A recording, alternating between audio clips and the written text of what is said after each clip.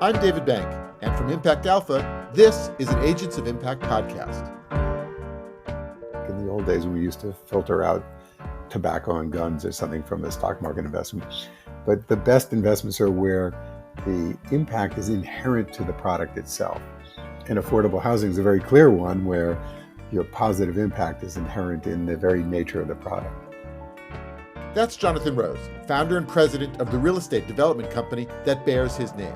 We talked about building affordable, green housing. Let's jump right into our conversation.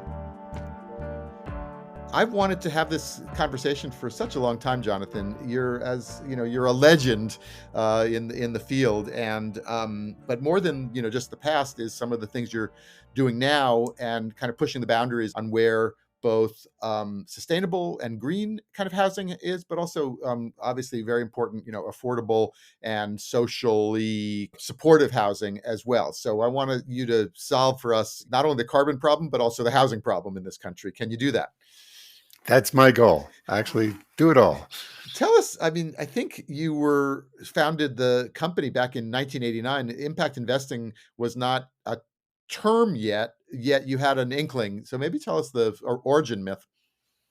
So it's something the world of impact investing and the bringing together of real estate with social justice and environmental goals was something I had literally as a young child wanted to do. I don't know. It was just a calling that I was born with. And my family was in the real estate business. I was working in a family real estate business and also volunteering in the Lower East Side, working on a lot of supportive housing, drug treatment centers, building a lot of that infrastructure. And in 1987, I joined something called the Social Venture Network, which was an amazing group. And it had people like Ben and Jerry of Ben and Jerry's Ice Cream, and Anita and Gordon Roddick of The Body Shop, and John Mackey, who at the time had one Whole Food store. And I felt if these people could be doing this in what were essentially consumer products, there had to be a way to create a mission-focused company and something as essential to the world as housing.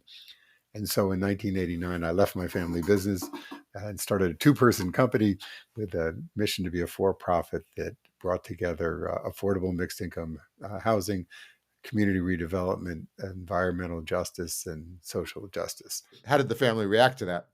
They were very happy because I don't want to say they were happy to get rid of me, but they knew that I had different objectives than they did, and this took a lot of pressure off them. The family business continues. It's run by a cousin. It's an excellent business. It's very different than what I do. And from the get-go, there were these twin missions, and you were always going to be delivering, returns to investors. It was always a for-profit sort of enterprise, but was the ability to put those things together and achieve the social and environmental missions and the financial returns, was that something that you were able to do initially, or is that something you've only been able to perfect later? So it's something that we've been continually evolving. So from our very first project, um, as a large redevelopment in Denver, Colorado, of an old department store, I brought in the Rocky Mountain Institute to help make it green in 1990. So the green building was from the very beginning of our work, and it included affordable housing. It was mixed income, mixed use, transitory development, a historic renovation. And to make it financially successful, it took 23 sources of financing. And so from the very beginning, these roots of complex public-private partnerships that had financial success, but also social and environmental success. All these were in the DNA of the company. But just in 1990, there was no such thing as LEED. There were or enterprise green communities. We didn't have ways to actually measure the greenness of our effects. And if you went to a lumber supplier then and said, I wanted wood that was environmentally responsibly harvested, they'd look at you like you were nuts because we didn't have chain of title. There were so many things we didn't have back then. So the ability to carry out the work that we are now doing uh, has evolved and made it easier and easier. Sounds like, from all the components are frankly not that different now than they were then in terms of transit-oriented development and social support services. But on the other hand, I think you can possibly get in a sense, get paid for them, or at least realize some of the benefits of those things in a way now that maybe wasn't true before. And a green apartment complex is not only emits less, it's more comfortable to live in, and it's a better environment, and you can get, I don't know, higher occupancy rates, or that, all that, right? Yes. So what was interesting is when I began, the environmental world and the social justice world were actually in many ways in opposition. And so the affordable housing community back then, we built about 100,000 new units of affordable housing a year. Today we only build 50,000, but they would say that they considered my interest in the environment an indulgence because it wasn't just purely about low income people, they thought. And their perception was for every 1% that it would cost more, that would mean 1% fewer housing units built. And they said to me, if, the, if making a building green costs 1% more, there will be 1,000 homeless people on the street and it's your fault. And so when I began, I had this amazing discipline, which is I had to bring in green, affordable, mixed income housing projects on the same budget as any other project because no one was going to allocate additional money for these projects. And that turned out to be a very, very good discipline that has also continued through our work. So, for example, today, when we buy existing affordable housing to try preserve its affordability and make it green, we'll invest equity in anything that has a 5-year payback or better. That's a 20% return. Actually, non-correlated is a fantastic return. So that worldview that came out of those early years, I think, was actually a good one for us to grow up in. Well, let's hold green off for a second. Tell us about affordable housing, because that also, I know there's different categories of affordable Right. housing, but it's also underappreciated as an asset class. I think, in that, it's very stable. Retention rates are strong, and people can get good returns out of building affordable housing. Yet a lot of developers go upscale to luxury and whatnot. How do you sort of surf all of those dynamics? Right. So first of all, there's a enormous supply-demand mismatch. There are 20 million of families in America today that spend more than 50% of their income on housing. And this is a global phenomenon. Now, when we talk to colleagues all over the world, there is a lack of affordable housing in thriving cities. The definition is that affordable housing, that people should spend 30% of their income on housing. And we define the affordability as for families earning 60% or less of an area median income. Although in high cost cities such as New York and San Francisco, you may see programs that reach up to, say, 130% of area median income. But it's this combination of area median income and percentage of income that defines affordability in the United States. And today there are only 5 or 6 million units of affordable housing, and as I said, we need another 20 million. So there's this great supply demand mismatch, which means that there are long lines and waiting lists. So the properties are always filled. Because the rents are so low below market, they have very, very consistent cash flows and many positive characteristics. Increasingly, we're seeing the investor world turn towards affordable housing as investors look for more and more ESG investments. You think of ESG, the best ESG investments are ones, or impact investments are ones in which the impact is not an add-on. It's not an additional. It's not an add-on, nor is it a filter like in the old days when we used to filter out tobacco and guns or something from a stock market investment. But the best investments are where the impact is inherent to the product itself. And affordable housing is a very clear one where your positive impact is inherent in the very nature of the product.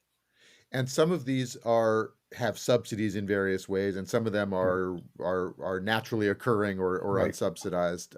And do you play in both of those? We do. So typically, we're now completing the investment of our fifth affordable housing preservation fund, and typically about 70% of those have something called a project-based Section 8 contract, which is a 20-year federal contract, which pays a big chunk of the income. The residents pay 30% of their income as rent, and the federal government pays the difference between that and what's considered a market rent.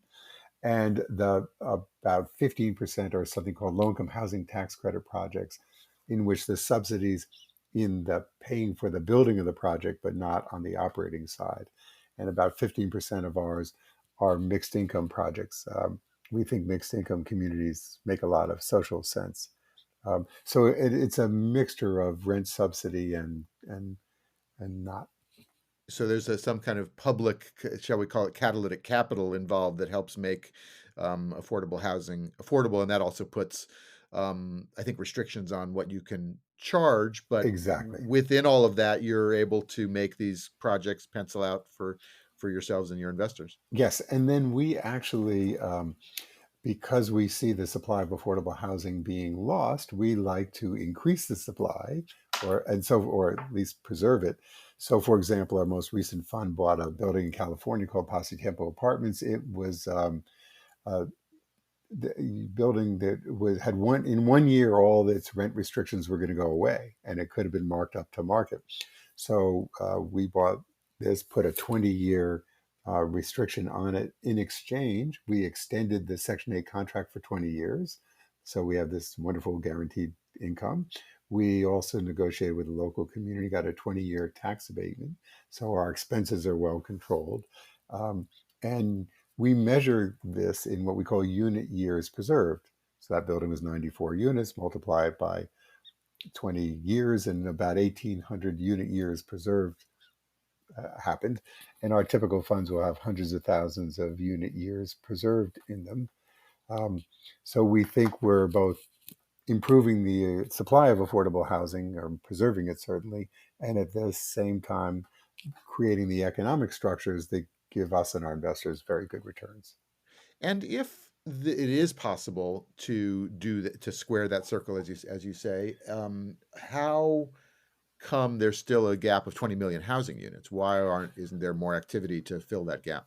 Because that gap is squared by the use of subsidies. It's not a pure market activity, and we simply need more of them. The Biden administration's recent bill has proposed more. What's interesting is we're seeing providing affordable housing through the private market has tremendous bipartisan support in Washington. Republicans love the privatization of any social service, so they like having people like me, both sides like having firms like ours in the affordable housing business. But also lots of cities and states are increasingly adding more and more resources for the development of new affordable housing and preservation, because it's such a large issue. So the supply is beginning to increase. It won't get to 20 million, but we're inching our way towards it. Okay, now go the next step, which is you make this housing not only affordable, but you make it green and also socially positive for the residents in various ways, and make that all pay out. So tell us how that equation works. Got it. So on the resident side, um, let's begin with this issue about America's a land of opportunity. And that's really in our founding myth. That opportunity was primarily for white males in the beginning, but over time we've distributed that more broadly. Um, but it's not well distributed by zip code. And so there are zip codes in America where people will live an average of 60 years, and literally a mile away where people may live 80 years. There are zip codes where 95% of the kids go to college, and zip codes where 0% of the kids go to college. So typically the projects that we are developing in the communities where we're either developing or where we're buying existing buildings, they are not what are called communities of opportunity. Their statistics are not that great. Our goal is to make each project a mini community of opportunity. So how can we bring health, well-being, education, or job training, better credit, all those things to our residents? We call that our Community of Opportunity program. We have a standardized package that we bring. It's all done. So when we either develop a project or buy a project through one of our funds, we add a computer room, a library, community room, and a health exam room, a community garden, a whole series of physical infrastructure. And then we partner with local not for profits, so YMCAs and Boys and Girls Clubs, to bring in after school programs with local healthcare providers to bring on site healthcare, et cetera. And we very consciously are doing all these to try and make our properties zip codes of opportunities for the residents. And we've been increasingly improving in how we measure this, to measure the outcomes of this, and to advance not only to do this physically, but through things like telemedicine, et cetera. Is that a cost to you, or is that a benefit just in pure economic terms? Does that pay for itself? In pure economic terms, it is a cost, and it's one that we just believe is essential. Um, we believe it's the right thing to do, and one of the things we're advocating for. So remember the service. So the physical cost is ours to make the facilities, and we're paying for one social service coordinator who's coordinating all this. So the real programmatic cost is being borne by government agencies and the not-for-profits that we partner with, and for them it's actually much more effective if I can say we'll deliver 200 patients for you to come and see, than providing health services on site for us becomes very cost effective for the health company. We've also just finished a study that shows through our telemedicine program, it appears that we have reduced hospital emergency room admissions in the neighborhood hospital by more than half. So one of our goals now is to collect data on this to be able to make the case so that we can begin to share in some of the savings that we know we're creating. These are savings that in old economics you would call externalities. They happen to be positive externalities instead of negative ones. Um, Positive but we want to, externalities is our favorite topic here at Impact Alpha. So hats off to you on that. And the other positive externalities that also have both a cost but a benefit is right. the green advantages, and housing is a huge contributor, and buildings in general a huge contributor to greenhouse gases. But do you make that part pay? Yes, so the green part absolutely pays. So when we talk about green, we're talking about essentially three things: reducing energy use and the source of energy to make it greener, so that we're reducing climate impact, reducing water use, and the third thing is reducing the toxicity of, modern buildings have a lot of toxicity in the glues and paints and caulks and stuff, and trying to make as non-toxic an environment as possible. And the non-toxic side is not only cost free, but because of our scale now, we're a large enough company, we competitively bid all of our building materials, and we're bidding them on cost, on durability, on aesthetics, but also on greenness. And we've actually are buying those key materials, the paints and flooring, et cetera, at very good prices, because and they're also very green. On the water side, water is now the fastest growing utility cost and is a big chunk of our budgets. And so water savings is great for the environment, and it's great for more drought prone communities like Southern California, but it's just also pure payback. I mean, we literally are saving in some projects once we install leak monitoring and really water attention paying, we can be saving tens of thousands of dollars a quarter. I mean, $70,000 a year, $120,000 a year in water bills. It's quite amazing. And then on the energy side, we'll invest in anything that has a 5-year payback or better. We should just be putting investor equity in that, because that's a pure 20% non-correlated return. But and that's very simple things like LED lights and better insulation and variable speed motors and pumps and sometimes solar. But in most of the communities where we're working, there's also something like a green bank that will lend us at a couple percent interest rate, 20 or 30-year amortization, um, to go deeper. So on the energy side, it's a complete economic win-win. And has the sort of goalpost or the bar been raised over in recent years? So things that, some of the low hanging fruit, like you said, insulation Yeah. and things may have been done, but now there's a new frontier of either appliances or innovations that could happen, and the projects have to get better and better to certainly to get noticed as lead platinum or whatever the case may be, right? Yes. So the goalpost now is climate neutrality.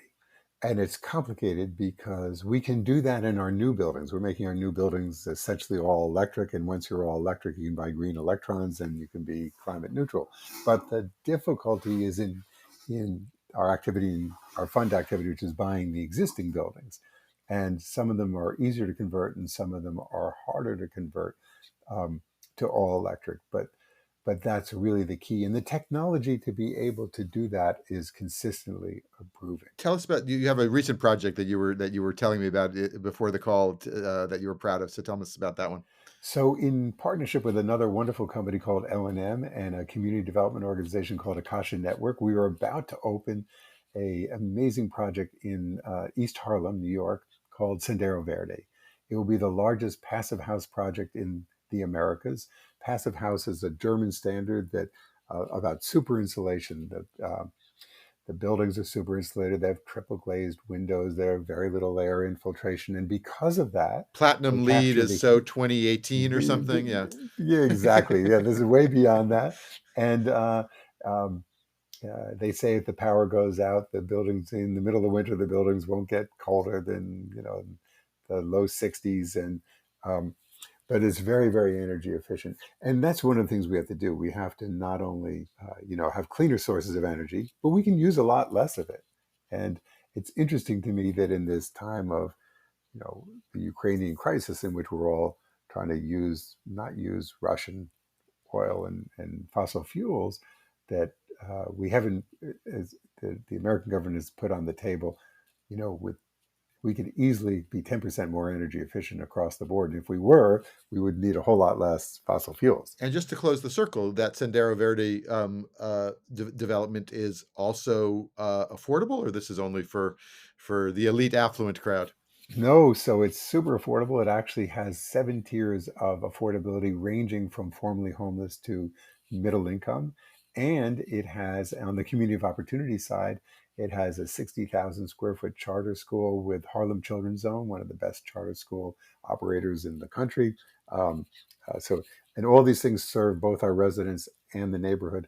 Akasha Networks building a community art center. We have a partnership with an incredible community-based organization called Union Settlement House, which is providing senior programs and senior food programs, social service programs, after-school programs for kids, teenage programs, all that.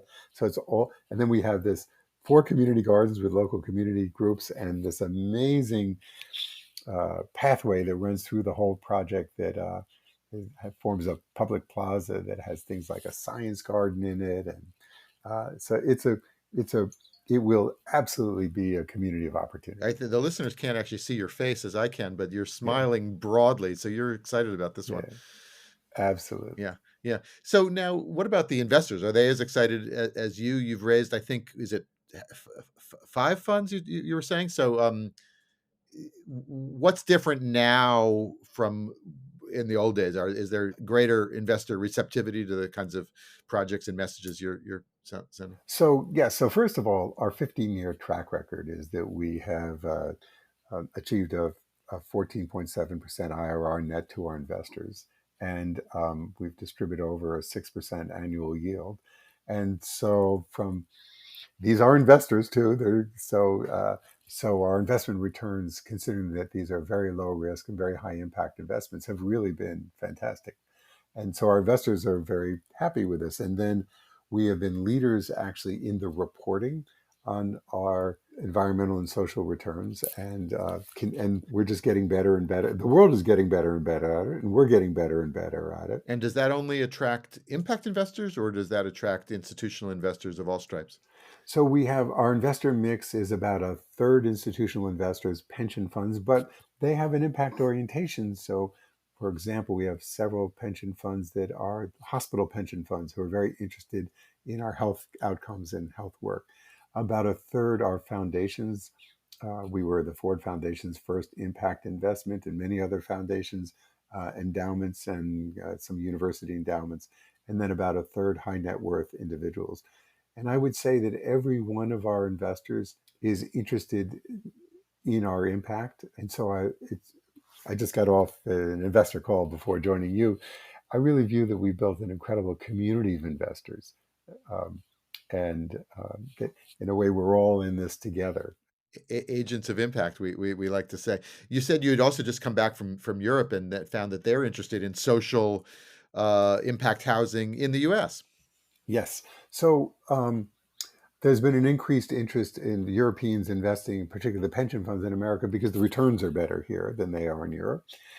When I last was there pre-COVID, there was a lot of interest in ESG and an impact, but I would call it interest, and there was some asset allocation towards it.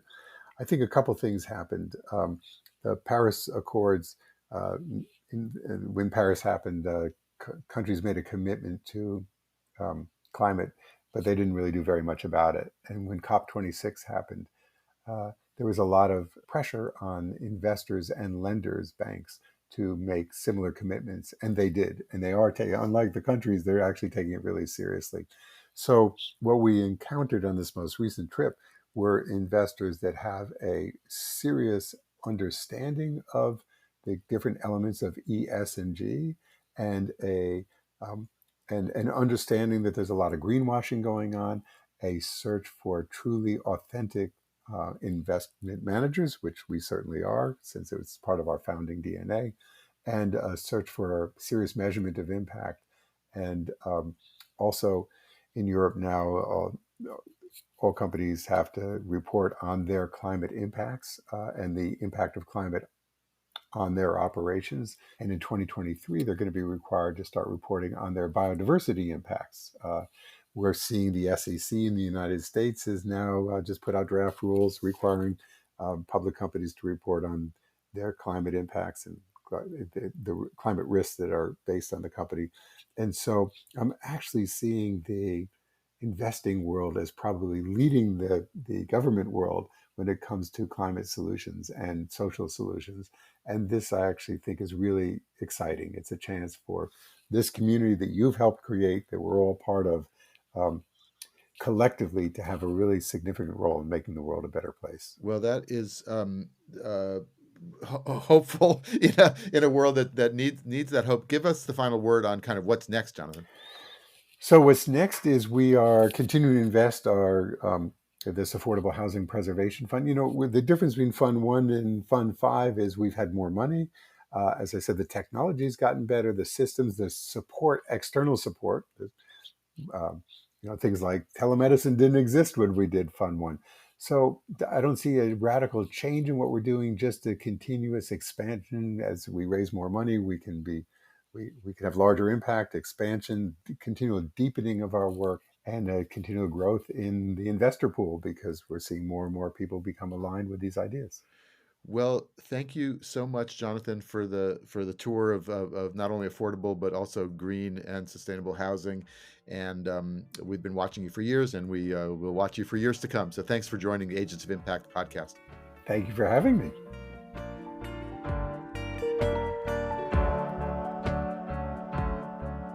That's going to do it for this Agents of Impact podcast. You can read more about Jonathan Rose and the Rose Companies and many other Agents of Impact at impactalpha.com. Big thanks to Jonathan, to our producer Isaac Silk, and to the whole team at Impact Alpha, investment news for a sustainable edge. I'm David Bank, editor and CEO, and I look forward to seeing you again soon.